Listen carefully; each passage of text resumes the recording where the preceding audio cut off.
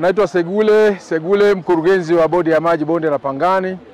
Kwa majina naitwa Engineer Maximilian Sereka, niko Wizara ya Maji, nafanya kazi Dodoma, na mwakilisha mkurugenzi wa rasilimali za maji Tanzania. Leo hii tuna furaha kubwa kufanya kikao chetu cha wadau ambacho kinahusiana na uzinduzi au kikao cha kwanza kuhusiana na utekelezaji wa mradi kwa ajili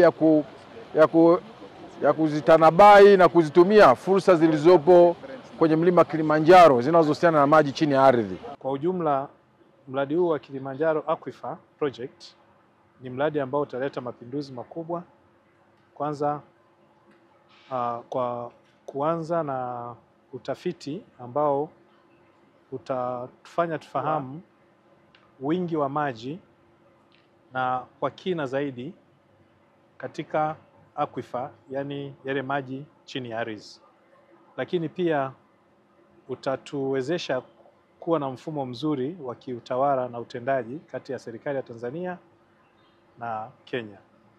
Pamoja na kuwa na taarifa sahihi, tutabadilishana taarifa za utafiti ambazo zitatusaidia kujua maji tulionayo na kwa ubora na wingi chini ya ardhi, lakini ikiwa ni pamoja na kuboresha maisha ya wanajamii ambao wanazunguka huo mradi. Mradi huu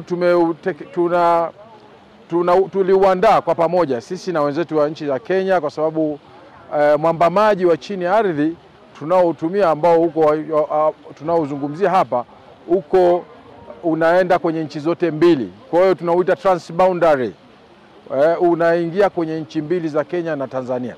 Kwa hiyo katika kusimamia na kupata taarifa zake ili ziwe na maana kisayansi, ni lazima sisi wote tushirikiane. Na hapa tunaishi kauli mbiu ya sisi bonde la Pangani ambayo tunasema utunzaji wa vyanzo vya maji ni jukumu letu sote.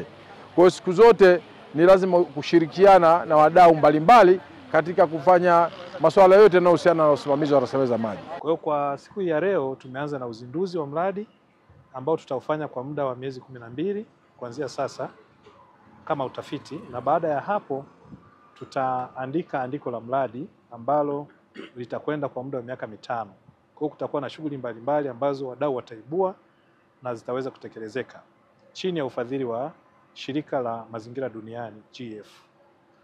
Tunaishukuru pia UNESCO pamoja na FAO ambao wamekuwa sambamba nasi katika kutuwezesha, yani kutupa ile facilitation kwa ujumla kuweza kufikia mafanikio haya leo na kuweza kupata approval ya FAO ya GF kwa ajili ya utekelezaji wa huu mradi. Kwa hiyo leo hiki kikao muhimu ambacho tunaendelea kutafakari kwa pamoja, na baadaye hapo tutakubaliana na namna gani, maeneo gani ya kuboresha, na kazi hii tutampa mtaalamu mshauri ambaye atakuwa anapita pia kuboresha mawazo yetu yale ambayo tuliyaweka awali. Kwa kweli tunashukuru serikali yetu ya Tanzania, tunamshukuru Mheshimiwa Dr. Samia Hassan kwa sapoti kubwa ambayo anatupatia katika utekelezaji wa shughuli zetu, hasa shughuli ambazo ni shirikishi. Kwa kweli tumekuwa na mahusiano mazuri na tunaendelea kuwa na mahusiano mazuri, na si mara ya kwanza kutekeleza mradi huu, tumeshatekeleza miradi mingi, na hii awamu ya 6 imekuwa na mambo mengi na mafanikio makubwa, hasa katika mashirikiano na nchi zingine za kimataifa.